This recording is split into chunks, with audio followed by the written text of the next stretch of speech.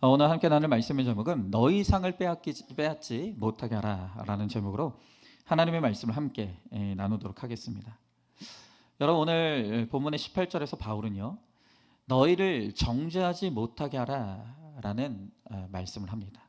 그런데 원래 이 말의 원어의 뜻은 뭐냐면 상을 빼앗기지 마라 라는 뜻입니다. 오늘 제목대로 너희의 상을 빼앗지 못하게 하라.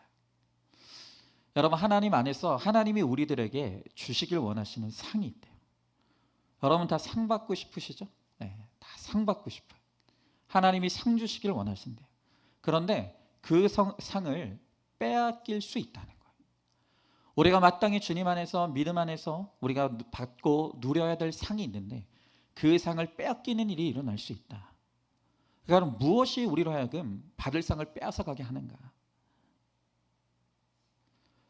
여러분, 오늘 말씀을 통해서 하나님께서 우리 모두에게 믿음 안에서 상을 주시기를 원하시는데 도대체 무엇이 우리로 하여금 그 상을 빼앗기게 만드는지, 그리고 우리가 그 상을 빼앗기지 않으려면 어떻게 해야 되는지, 오늘 우리가 그것을 말씀을 통해 함께 나누기를 원합니다.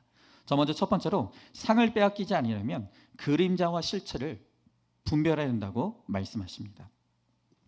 오늘 본문의 16절 17절 말씀해 보니까 그러므로 먹고 마시는 것과 절기나 초하루나 안식일을 이유로 누구든지 너희를 비판하지 못하게 하라. 이것들은 장래 일의 그림자이나 몸은 그리스도의 것이니라 그랬습니다. 우리가 방금 읽은 16절은 그러므로라는 말로 시작합니다. 우리가 지난주에 이 헛된 속임수에 관해서 함께 나눴어요. 여러분, 이 세상은 끊임없이 우리를 헛된 속임수로 속이려고 한다고 했습니다. 외부에서 우리를 속이는 자들이 있고요, 그리고 그 속임수에 속고 싶어하는 우리의 기대와 욕심이 있다 그랬습니다. 여러분, 그러니까 우리가 이 세상에서 자꾸 속는 일이 일어나는 이유는 무엇이냐면 외부로부터 오는 우리를 속이는 자들이 있지만 또한 우리 속에 그 속임수에 속고 싶어하는 우리의 기대와 욕심이 만나서 결국 헛된 속임수에 속게 되는 일이 일어난다는 거예요. 그러면서 오늘 바울은 그러므로 그러한 헛된 속임수에 넘어가서 너희의 상을 빼앗기지 못하게 하라고 말씀하고 있는 것입니다. 여러분, 특별히 오늘 성경은요, 본질이 아닌 것으로 누구든지 너희를 비판하지 못하게 하라 라고 합니다. 여러분, 본질이 뭐죠? 여러분, 우리 신앙의 본질은 딱 하나입니다. 바로 예수님입니다. 예수님이 우리의 본질이에요. 여러분, 결국 교회가 존재하는 이유는 예수를 믿어 구원받고 거룩한 하나님의 백성으로 변화받기 위한 것, 이게 바로 우리 신앙의 본질이라는 거예요. 여러분, 예수님과 구원 그리고 거룩 이외의 다른 모든 것은 다 비본질이에요. 예수님만이 본질인 거예요. 예수님 외에 다른 모든 것은 덜 중요하든지 있으면 좋지만 없어도 그만이든지, 혹은 우리가 예수를 잘 믿기 위해서는 지금 우리가 붙들고 있는 것들 가운데 우리가 중요하다고 여기는 것들 가운데 우리가 버리거나 끊어버려야 될 것들도 있다는 것입니다. 그런데 여러분, 우리가 신앙생활을 하다 보면 이렇게 비본질적인 거 중요하지 않아요. 있으면 좋지만 없어도 괜찮은 것들이 있어요. 그리고 오히려 예수 잘 믿기 위해서 우리가 지금 끊고 버려야 될 것이 있는데, 그런데 그 비본질적인 것이 우리의 본질이 되어버리는 일이 일어난다.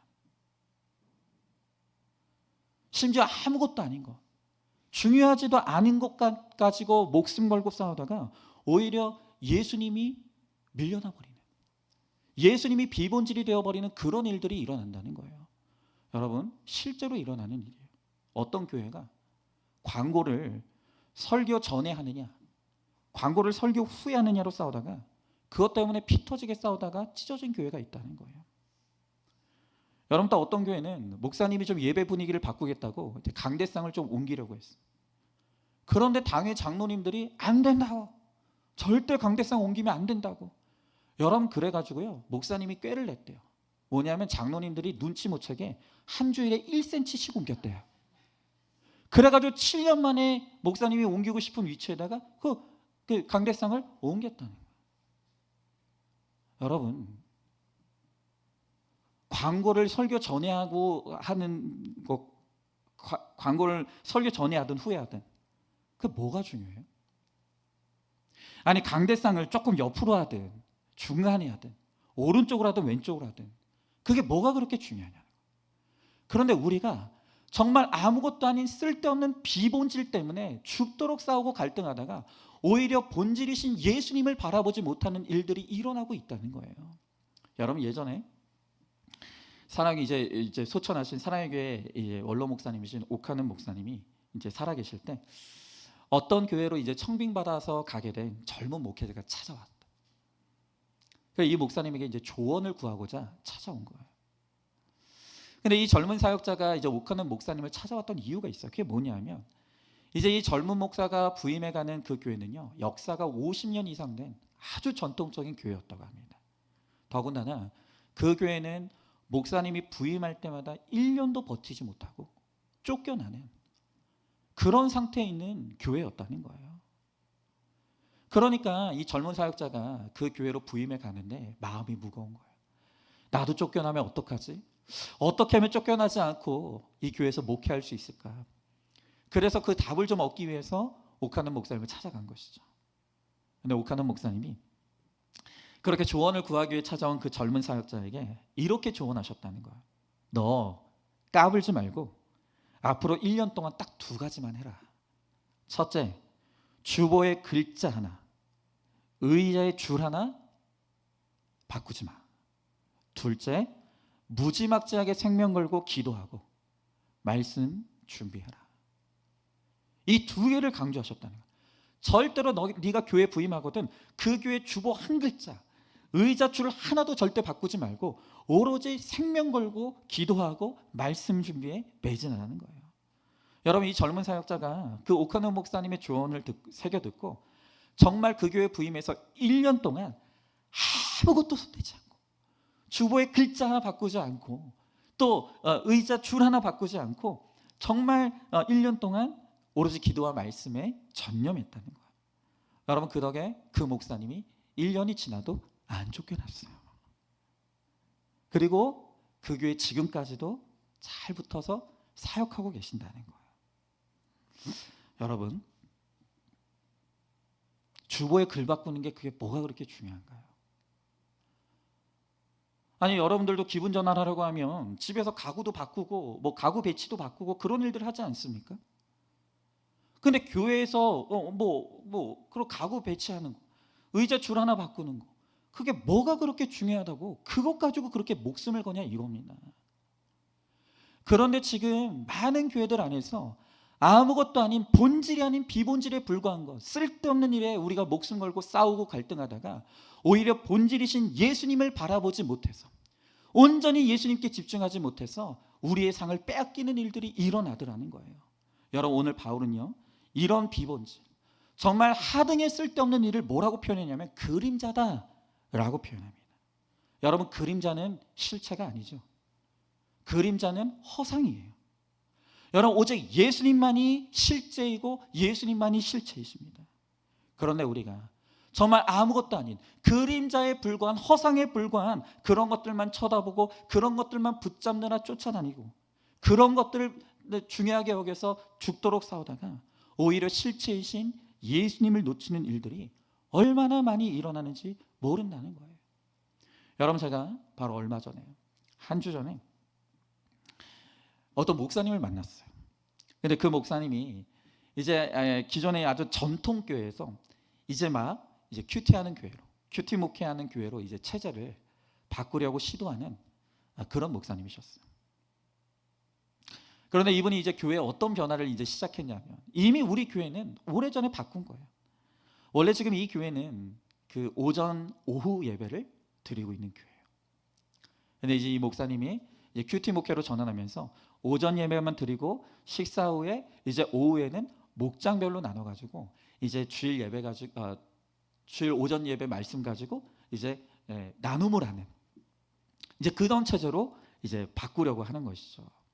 그런데 목사님이 이렇게 오전 오후 예배로 나눠져 있던 그 교회 시스템을 오전 예배 드리고 오후에는 목장별로 나누어서 나눔을 하는 그 체제로 바꾸려고 하니까 그 교회 어떤 집사님이 극렬하게 반대하면서 들고 일어난 거예요. 이게 무슨 예배냐고. 아니, 자고로 주일날에 예배라는 것은 사도신경으로 시작해서 찬양하고 말씀 듣고 그리고 기도하고 주기도문으로 마치는 게 그게 예배지. 아니, 어떻게 주일날 그냥 그렇게 모여가지고 그냥 자기 하는 이야기 떠들 수가 있냐고. 이런 게 무슨 예배냐고. 아니, 그리고 왜 모여서 불편하게 자기 얘기를 하라고 하느냐고.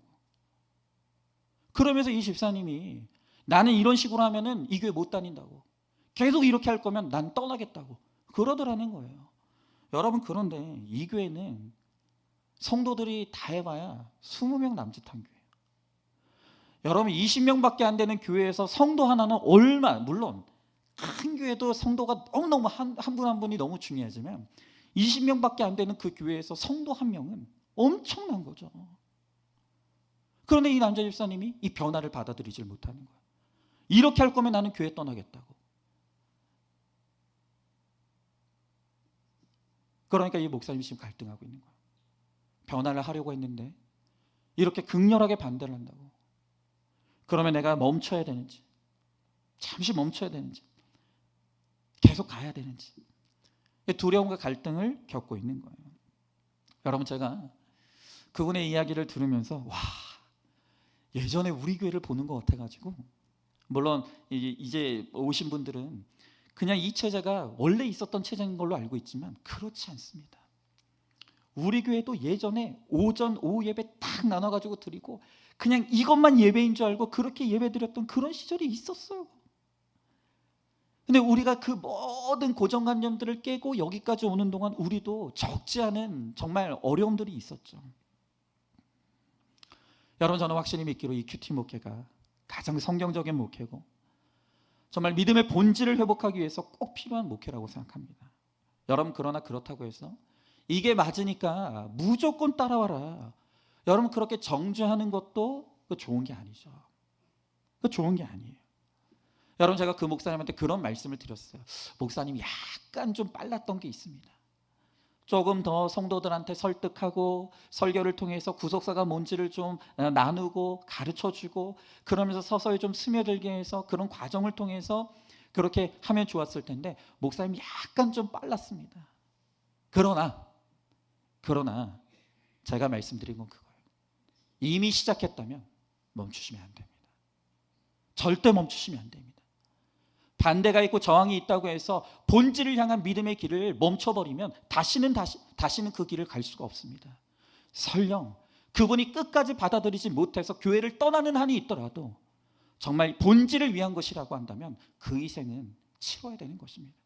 두려우시겠지만, 무섭겠지만 이미 시작했다면, 정말 본질을 추구하는 목회를 시작했다면 절대 이걸 중간에 멈추면 큰일 납니다. 가셔야 합니다. 여러분, 제가 그렇게 말씀드렸어요. 모르겠어요. 그분이 희생을 치르더라도 본질이신 예수님을 쫓는, 정말 목회의 본질을 쫓는 그 목회의 길을 갈 수 있는 용기가 있을지 없을지 모르겠어요. 저도 지켜볼 거예요.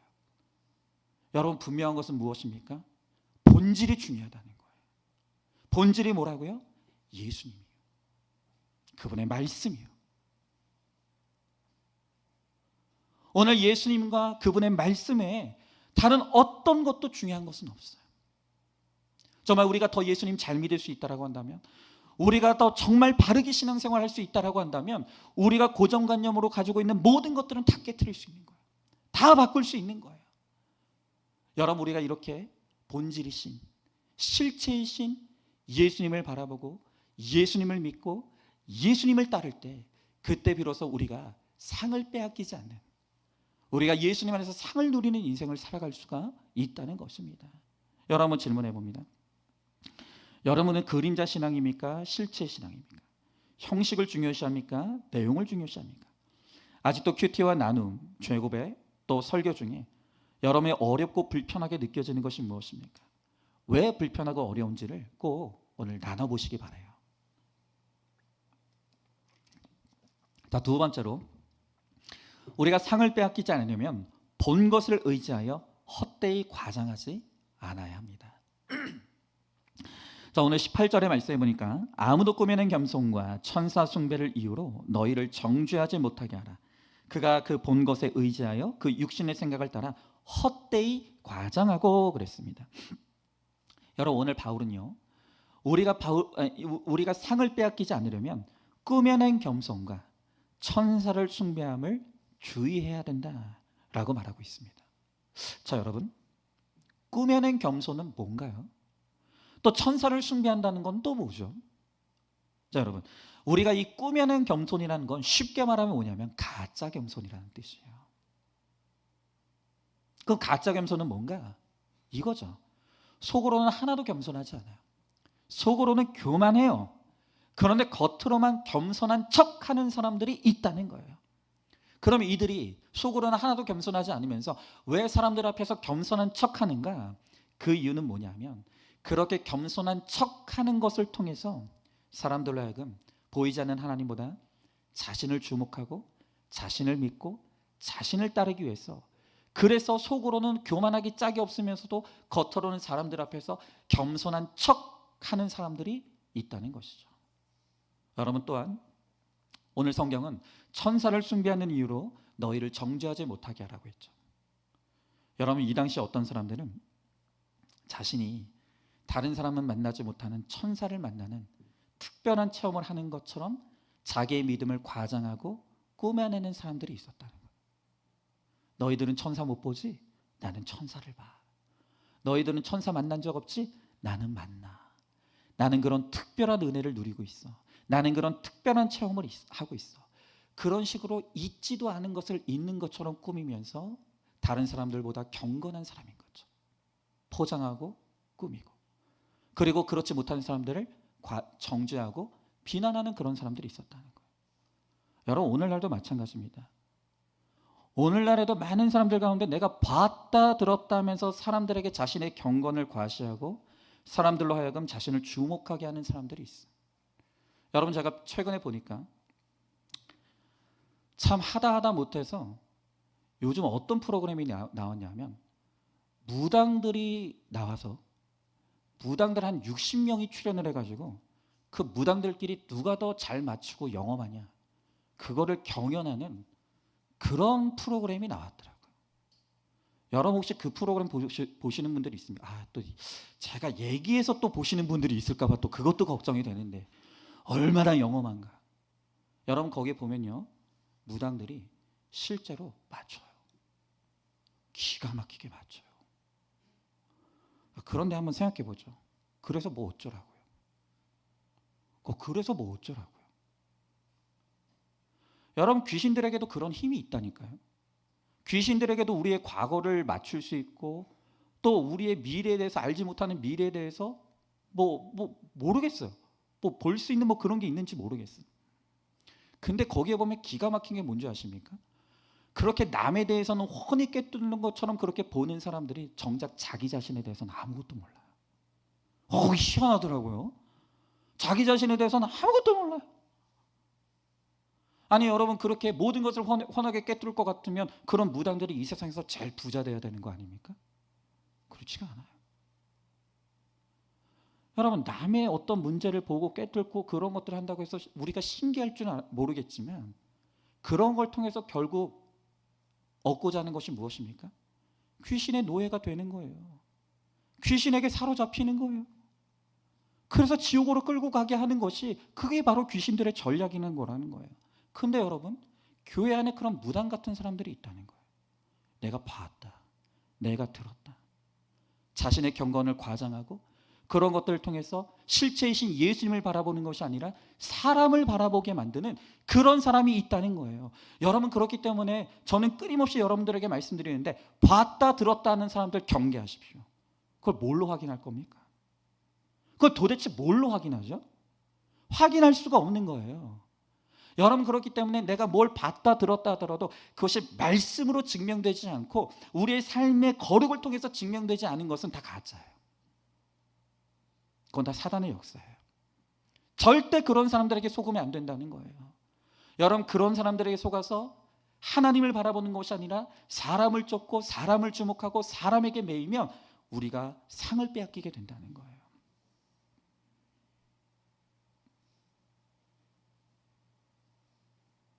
여러분, 그렇기 때문에 우리가 흔히 그런 말 하지 않습니까? 교회는 하나님 보고 다녀야지 사람 보고 다니면 안 된다. 여러분, 그 진리 중에 진리.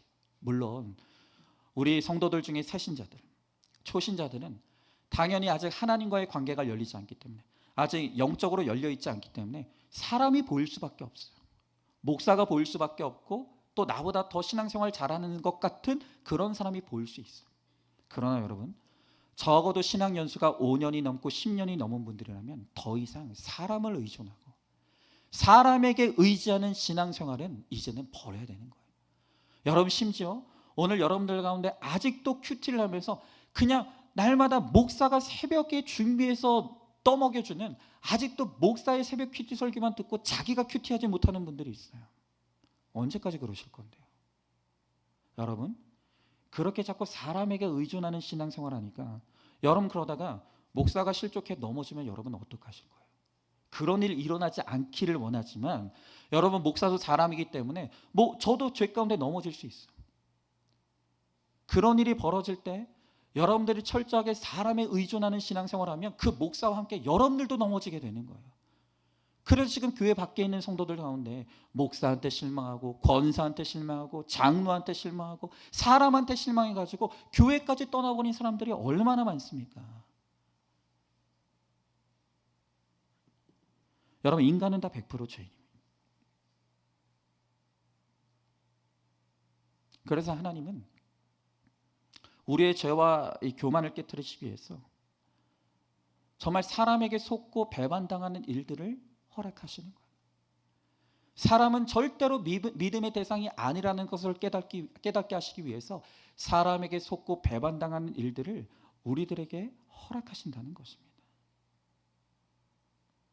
여러분, 오늘 여러분들 가운데 저 사람 정말 천사 같은 사람이야, 저 사람 정말 너무너무 멋있어, 저 사람은 정말 믿을 만한 사람이야 라고 생각하는 사람이 있습니까?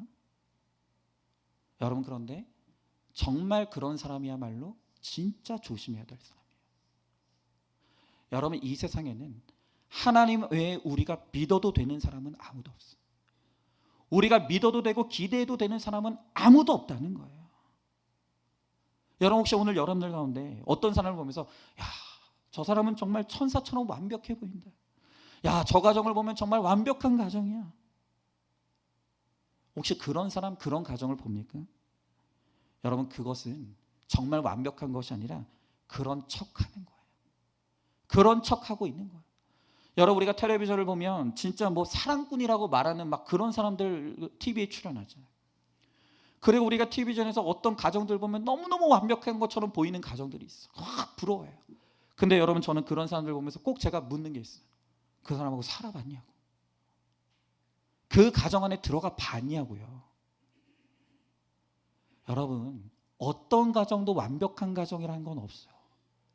그건 그림자예요. 그건 허상이라고요. 여러분, 이 세상에 완벽한 인간은 없고요, 이 세상에 완벽한 가정 없어요. 다 모든 사람에게 각자의 문제와 고난이 있어요. 모든 가정에는 다 그 가정만이 갖고 있는 문제와 고난이 있다고요. 그런데 마치 너무나 완벽한 인생이처럼 보이고 너무나 완벽한 가정처럼 보이는 그런 사람들이 있다고 한다면 여러분, 그건 가짜예요. 단언컨대 가짜예요. 여러분, 오히려 이렇게 천사처럼 온갖 교양과 성품으로 무장한 사람들이야말로 정말 깨지기 힘든 사람이고 정말 믿음을 받아들이기 힘든 사람이라. 오늘 성경에 꾸며낸 겸손이란 말은 그럴듯해 보이는 모습으로 겸손해 보이지만 사실은 다 가짜라는 뜻이라는 것이에요. 여러분, 분명히 말씀드립니다. 인간은 그 누구도 믿음의 대상이 아니에요. 그저 우리가 구원을 위해 돕고 섬겨야 될 사명의 대상일 뿐이에요. 그 이상도 그 이하도 아니라고. 그런데도 우리가 실체이신 예수님이 아닌 자꾸 사람을 숭배의 대상으로 여기면 어떤 일이 일어난다고요? 우리의 상을 빼앗기는 일이 일어나게 된다는 것입니다. 여러분, 내 남편이 마음에 안 듭니까? 그래서 그 남편과 이혼하고 다른 남자를 만나면 그 가정이 완벽할 것 같습니까? 그 허상이라고요.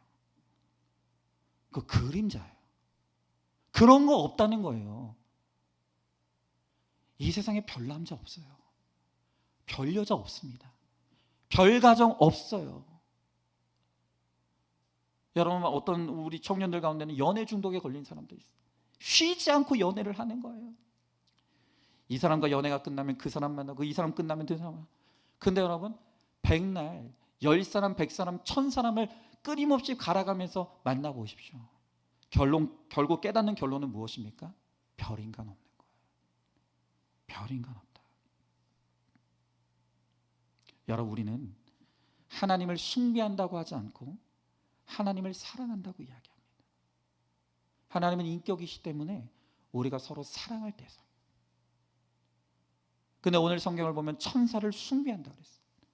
마치 천사를 숭배하듯이 숭배하지 말아야 될 것을 숭배의 대상으로 섬기는 사람들이 있다고요.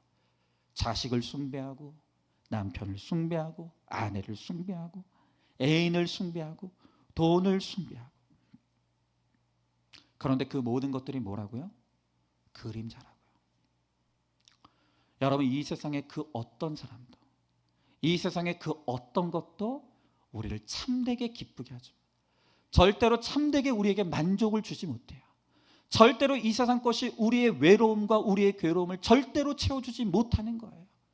그런데 그런 그림자에 불과하고 비본질에 불과한 이 세상 사람, 또 이 세상 것을 끊임없이 쫓아가고 실체이신 예수님을 만나지 못하면 우리는 우리의 상을 빼앗길 수밖에 없다는 거예요.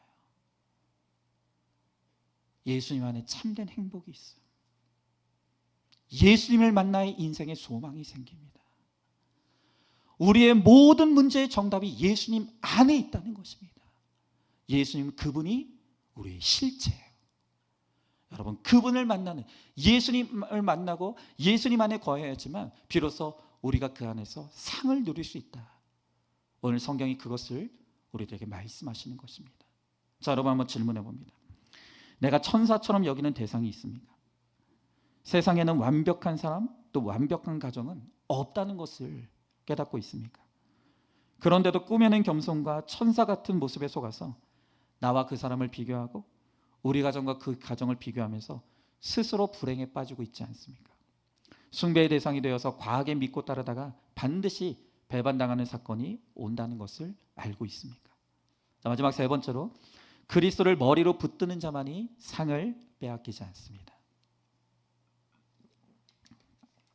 자, 오늘 19절의 말씀해 보니까 머리를 붙들지 아니하는지라 온몸이 머리로 말미암아 마디와 힘줄로 공급함을 받고 연합하여 하나님이 자라게 하심으로 자라느니라 그랬습니다. 여러분, 교회의 머리는 예수님이십니다. 그리고 교회는 그의 몸이라고 말씀하시는 거예요. 여러분, 오늘 19절의 말씀처럼 머리로 말미암아 힘줄로 공급함을 받고 연합하여 하나님이 자라게 하시는 바로 이 성도의 연합과 교제 안에서 오늘 우리가 상을 얻게 된다는 거예요. 여러분, 생각해 보십시오. 머리와 몸이 분리되면 어떻게 되죠? 죽죠. 여러분, 마찬가지로 예수님이 머리라면, 성경은 예수님이 머리라면 교회는 그의 몸이라고 합니다. 여러분, 그렇기 때문에 우리 성도들이 정말로 그리스도의 몸인 교회 안에 속하여서 이 교회 안에서 온전히 연합을 이루고 우리의 머리 대신 예수님과 온전히 하나 될 때 바로 그 안에서 우리가 온전한 은혜의 상을 누리며 살아갈 수 있다는 거예요.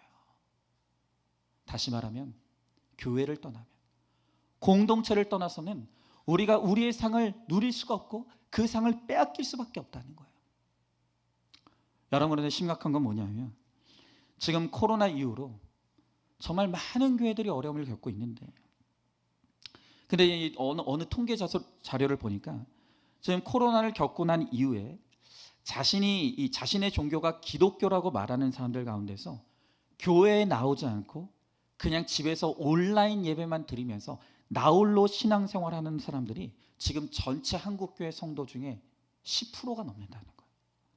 여러분, 이게 얼마나 큰 숫자인지 여러분 체감이 안 되시잖아요. 여러분, 제가 숫자로 말씀드리면 대략적으로 지금 우리 한국교회 성도가 한 800만 명 정도 된다고 해요. 뭐 이것도 좀 많은 것처럼 보이긴 하는데 우리 한국교회 성도들이 한 800만 명 된다고 그래요. 그러면 그 800만 명의 10%면 몇 명이죠? 80만 명이에요. 여러분, 지금 내가 기독교인이라고 말하는 사람들 가운데서 교회를 떠나서 그냥 집에서 온라인으로 어느 교회 예배를 드리면서 그냥 나 홀로 신앙생활, 공동체 없이 나 혼자 신앙생활하고 있는 사람들이 무려 80만 명이 된다는 거예요. 여러분, 이게 교회를 안 오고 목장을 안 오고 안 들어오는 건 두 번째 문제예요. 중요한 건 뭐냐면 이렇게 연합이 안 되면, 공동체 안에서 연합이 안 되면 하나님이 잘하게 하시질 않는다는 거예요. 아까도 말씀드렸던 것처럼 예수님이 머리예요, 교회는 몸이에요.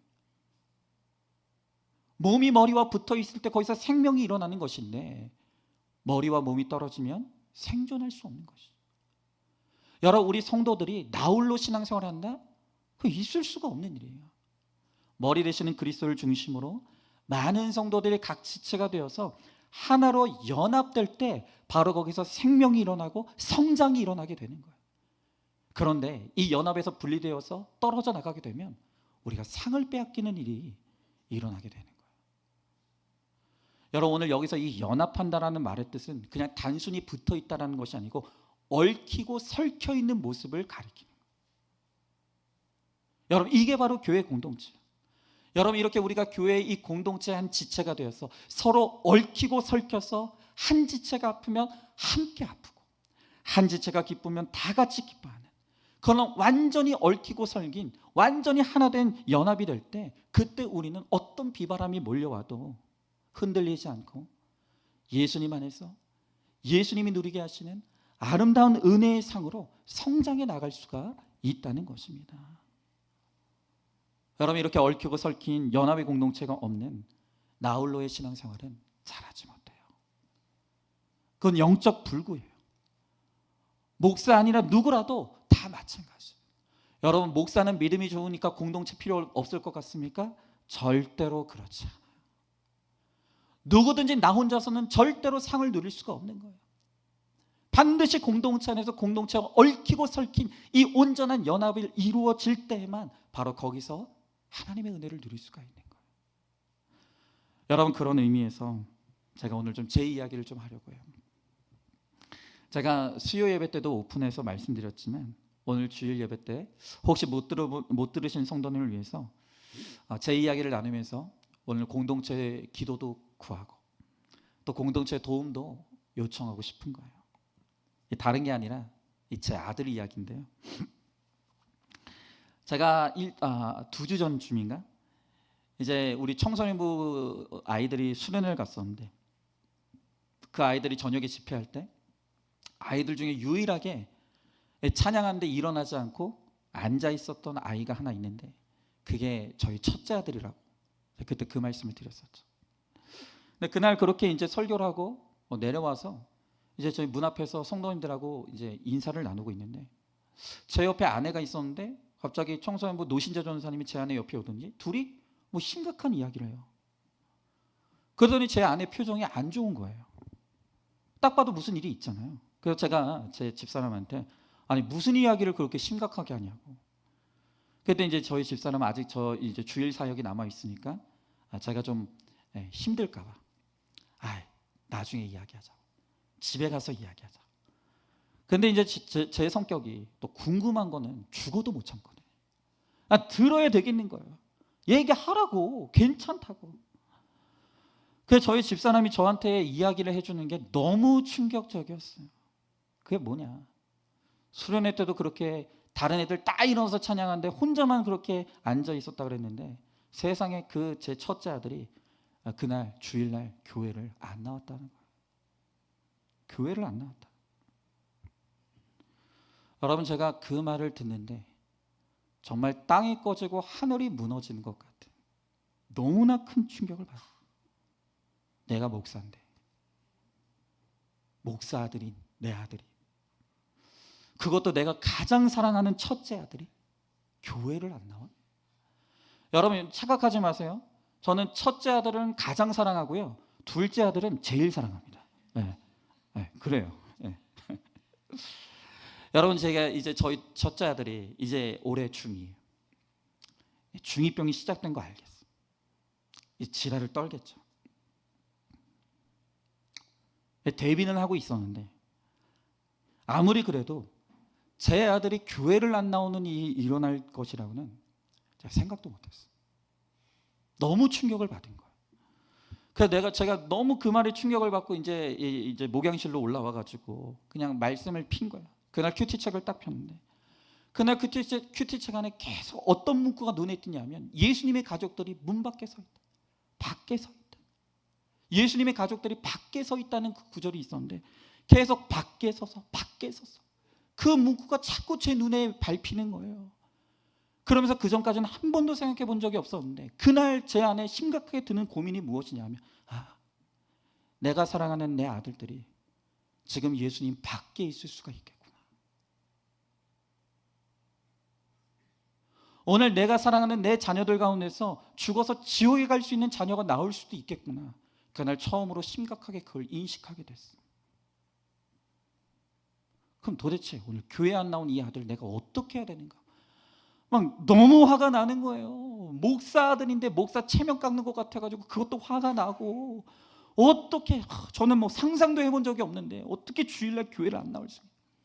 쫓아가가지고 그냥 후드러 팰까 그냥 바깥으로 집 밖으로 쫓아낼까.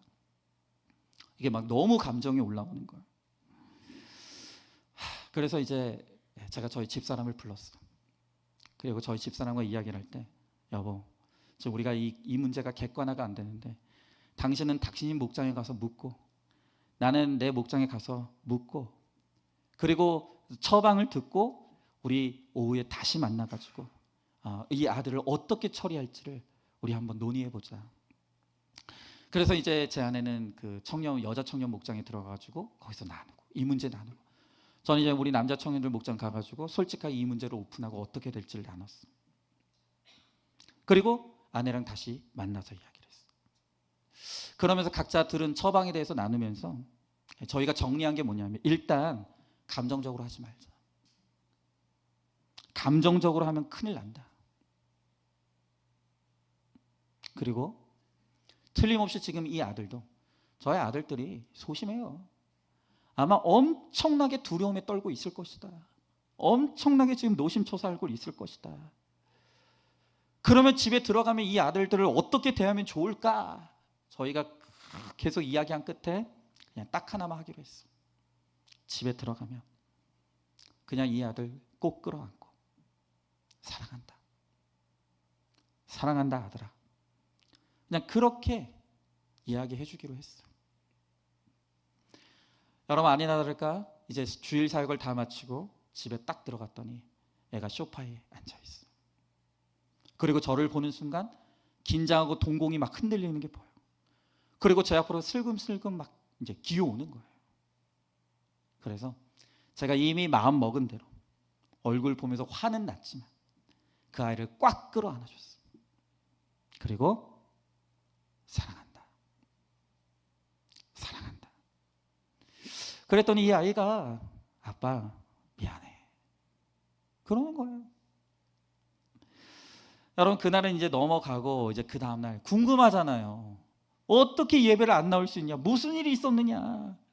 그래서 아빠가 다른 게 아니라 너무 궁금해서 그러는데 왜 교회를 못 나왔어? 그랬더니 일어났는데 다시 잠들어서 늦잠을 자버렸다는 거예요. 왜 그러냐 그랬더니 그 전날 지금 방학이라고 그냥 막 게임하고 뭐 텔레비전 보고 하느라고 그냥 너무 늦게 자가지고 못 일어났다는 거예요. 막 속이 그냥 막 타 들어가는 거예요. 그래서 이제 그래 우리가 다른 건 몰라도 그래 방학이라 아빠가 정말 100번 양보하지만 토요일만큼은 이제 늦잠 자는 거 금지다. 절대 안 된다. 교회 못 나가서 마음이 어땠냐 그랬더니 이 아들이 그래요. 사실 자기 머릿속에서 도대체 아빠가 집에 오면 어떻게 할까 수없이 시뮬레이션을 돌렸대요. 아빠가 화를 낼까? 나를 때릴까? 나를 미워할까? 나를 집에서 쫓아낼까? 막 수없이 많은 상상들을 했다는 거예요. 그런데 아빠가 와서 안아주고 사랑한다고 했다. 약간은 감동이 됐대요. 약간은. 여러분 제가 이 일을 계기로 하나 확실히 깨달은 건 정말 저는 겸손할 것밖에 없다는 거예요. 제가 목사지만 제 자식이 제 마음대로 안 돼요. 제 아들의 구원을 제가 어떻게 할 수가 없어요.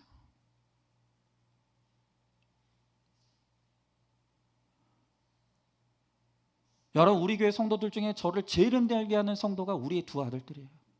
여러분 그렇잖아요. 여러분들은 진짜 믿음인지 성품인지 모르겠지만 여러분들은 그래도 앉아서 설교를 들으면 뭐 목사가 불쌍해서라도 그냥 듣는 척이라도 해주시잖아요. 여러분, 저희 아이들은요, 뭐 한마디라고 하려면 그만하라고. 아빠가 진짜 교회에서나 목사지 집에서 목사냐고 잔소리 한다고. 문 닫고 들어가 버려요. 그냥 목회가 안 돼요. 목회가. 여러분, 그래서 제가 우리 전도사님들한테 간곡하게 부탁드렸어요. 제 아들인데 제 아이들의 구원을 제가 책임질 수가 없습니다. 그러니 우리 전도사님들이 우리 아이들 구원받을 수 있도록 도와달라고. 우리 아이들 좀 예수 만나 구원받을 수 있도록 좀 도와달라고.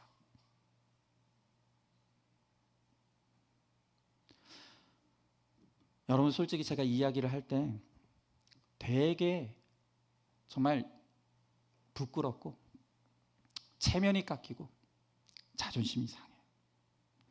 그런데도 제가 목사 아들이 교회 안 나온 이 이야기를 오늘 여러분들에게 이렇게 오픈하고 이야기할 수 있는 것은 저는 우리 공동체에 대한 신뢰가 있기 때문이에요. 제가 이런 이야기를 하더라도 기꺼이 받아주시고 기꺼이 품어주시리라는 믿음이 있기 때문에. 물론 오늘 여러분들 가운데서 아니 목사가 돼가지고 자식들 하나 똑바로 못 가르치냐고 여러분 그렇게 비난해도요, 올소이다요. 맞아요. 저는 그래요. 저는 그것밖에 안 돼요. 여러분들이 어떤 비난을 하더라도 올소이다예요. 변명할 것이 없어요. 그러나 저는 여러분들이 오늘 제가 저희 아이들의 구원을 위해서 기도해 주시기를, 우리 공동체가 함께 도와주시기를 정말 이렇게 요청드릴 때 여러분들이 아니라 하지 않으시고 받아주시고 함께 기도해 주실 것을 믿기 때문에, 그렇기 때문에 오늘 이 이야기를 여러분들한테 이렇게 솔직하게 오픈할 수가 있는 거예요. 여러분, 목사지만 저도 제 힘으로 제 아이들이 안 돼요. 이게 제 한계예요. 여러분, 그래서 저에게는 저와 함께 얽히고 설킨 하나됨을 이룬 우리 공동체가 필요해요. 공동체의 기도가 필요하고 또 공동체가 도와주시기를 원해요. 또 이런 이야기를 주일 예배 때 이렇게 마음 놓고 오픈하고 나눌 수 있는 것도 얼마나 감사한지 모르겠어요. 여러분, 이 공동체를 정말 우리가 소중히 여기셔야 돼요. 공동체를 믿으셔야 되는 거예요. 오늘 여러분들도 여러분들의 힘으로 되지 않는 일들이 있어요. 내 인생인데 내 인생이 내 마음대로 안 돼요. 내 자식인데 내 자식이 내 마음대로 안 되고요. 내 가정인데 내 가정이 내 마음대로 안 되는 거예요. 내 힘으로 할 수 없는 거예요. 그럴 때 그것을 우리의 공동체에 오픈하고 함께 나누며, 공동체가 함께 기도하고 공동체가 말씀을 함께 권면하고 그렇게 함께 힘을 내어 나아갈 때, 그때 비로소 정말 우리의 힘으로 되어지지 않는 것이 하나님의 은혜로 공동체와 함께 이루어지는 역사가 일어날 수 있다는 것입니다. 여러분, 그러므로 절대로 이 공동체를 떠나지 마십시오. 이 공동체와 연합하여 얽히고 설켜서 온전히 하나됨을 이루어서 우리가 함께 울고 함께 웃고 함께 기도하고 너의 아픔을 나의 아픔으로 알고 우리가 함께 그렇게 나아갈 때 반드시 우리의 상을 빼앗기지 아니하고 예수 안에서 주님이 주시는 온전한 상을 받아 누리는 저와 여러분 우리 모두가 될 줄로 주님의 이름으로 축원합니다. 오늘 이 시간 우리 말씀을 기억하면서 우리 같이 찬양하고 기도하기 원합니다.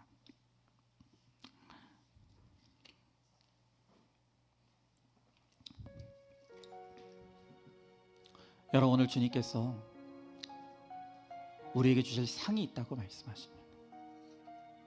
그 상을 빼앗기면 안 된다고 말씀하시는 거예요. 그런데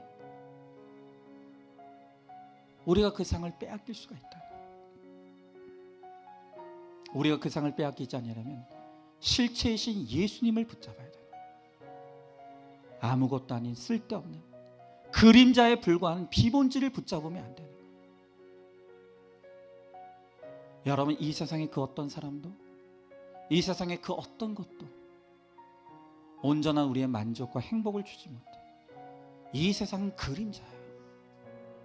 실체이신 예수님 안에 우리의 진짜 행복이 있고, 우리의 진짜 만족이 있고, 우리의 진정한 소망과 기쁨이 있는 것입니다. 그리고 우리 공동체 안에 우리가 얽히고 설켜 하나님을 이루며 갈 때, 우리는 우리의 힘으로는 할 수 없는 그 일들이 이 공동체의 은혜 안에서 뛰어넘고 극복되어지고 또 이루어지는 역사가 일어날 수 있다고 말씀하시는 것입니다. 여러분, 우리 시간 정말 주님, 이제는 우리가 실체이신 주님을 바라보길 원합니다. 실체이신 주님만 의지하길 원합니다. 실체이신 주님 안에 거하길 원합니다. 그림자에 불과한 이 세상의 모든 것들 이제는 내려놓고 정말 주님 앞에 나가서 주님 안에 거함으로 정말 주님이 주시는 상을 누리는 인생이 될 수 있기를 원합니다. 여러분, 이 시간 그것을 소망하면서 내가 주인 삼은 모든 것을 내려놓습니다. 우리 같이 찬양하고 함께 기도할 수 있도록 하겠습니다.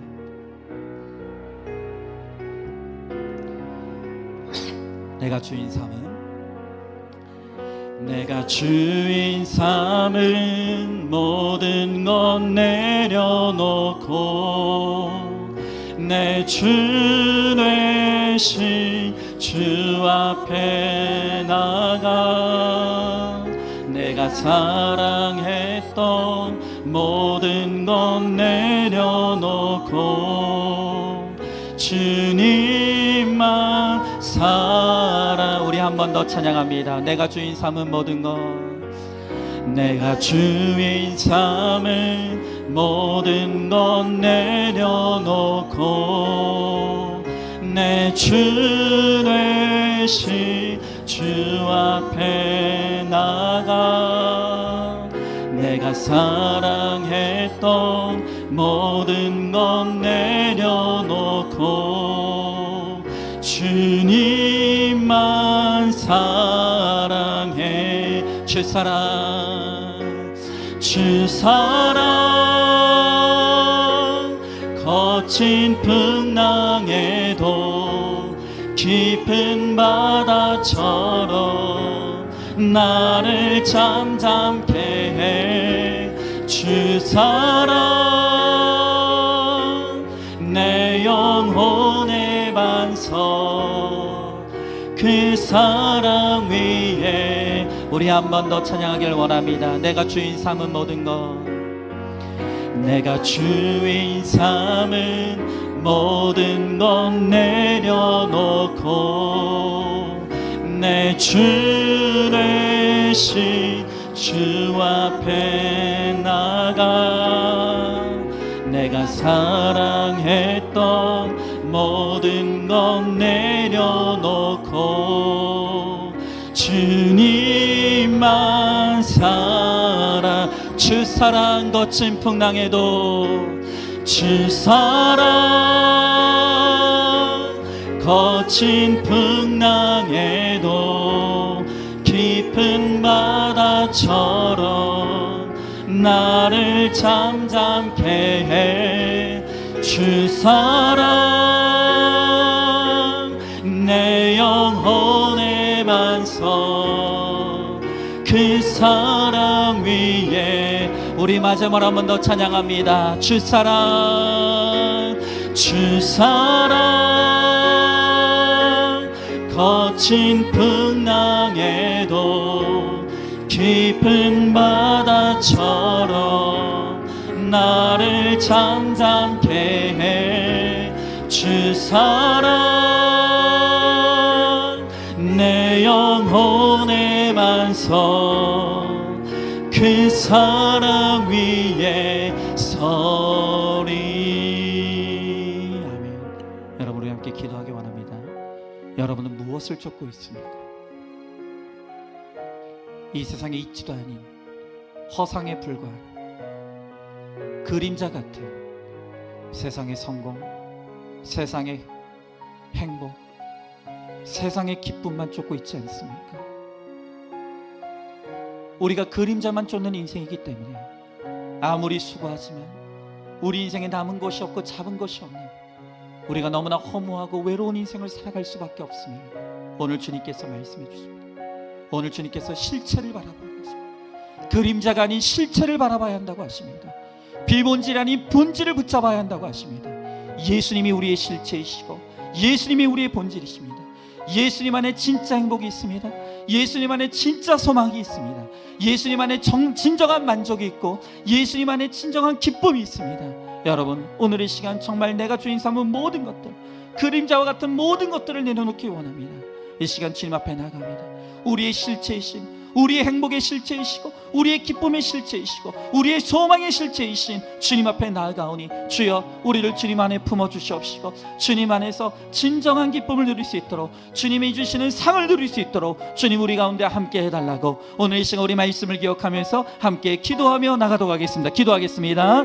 사랑과 은혜가 충만하신 하나님 아버지, 주님의 귀한 사랑과 은혜를 감사드립니다. 주여 나의 하나님 아버지, 그렇습니다. 하나님, 이 세상은 그림자에 불과한 것입니다. 하나님은 허상입니다. 실체가 없습니다. 그러나 하나님 아버지, 여전히 이 세상에서 우리의 만족과 기쁨을 찾으려고 합니다. 이 세상에서 우리의 행복을 찾으려고 합니다. 하나님, 이 세상 사람에게서 하나님 아버지 나의 헛된 기대와 욕심을 채우려고 합니다. 그러나 하나님 아버지, 우리가 그림자를 쫓기에 하나님 잡은 것이 없습니다. 아무것도 채운 것이 없습니다. 하나님, 너무나 허무한 인생을 살아갈 수밖에 없다고 주님 말씀하십니다. 주여 나의 하나님 아버지, 이제는 정말 하나님 아버지 우리가 주님께로 돌아가서 우리의 실체이신, 진정한 하나님 아버지 실체이신 본질이신 주님을 쫓을 수 있도록, 하나님 주님 안에 거할 수 있도록 주여 하나님 아버지 함께하여 주시옵소서. 진정한 행복의 실체가 바로 주님 안에 있습니다. 하나님, 우리의 소망의 실체가 주님 안에 있습니다. 하나님 아버지, 우리의 만족의 실체가 주님 안에 있습니다. 하나님 아버지, 우리를 주님 안에 하나님 거하게 하여 주시옵시고, 아버지 내가 쫓는 모든 그림자를 내려놓고 이제는 우리의 실체이신 주님 앞에 나가 하나님 주님 안에 거할 수 있도록 주여 하나님 아버지 함께하여 주시옵시고 주여 도와주시옵소서. 하나님 아버지, 그렇습니다. 이 세상은 그림자에 불과한 것입니다. 실체가 없습니다. 허상입니다.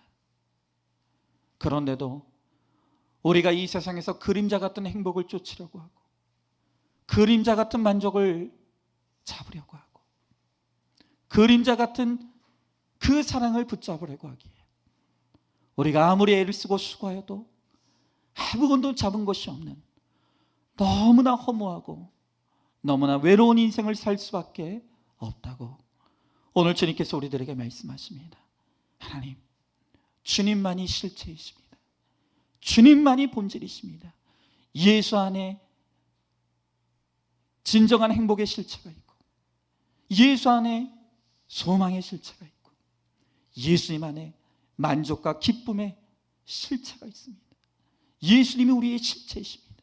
하나님, 이제 내가 이 세상에서 쫓던 그 그림자 같은 허상과 같은 그 모든 것을 내려놓고 이제는 우리의 실체 되시는 주님 앞에 나아갈 수 있게 하여 주시옵소서. 주님 안에 거하게 하여 주시옵소서.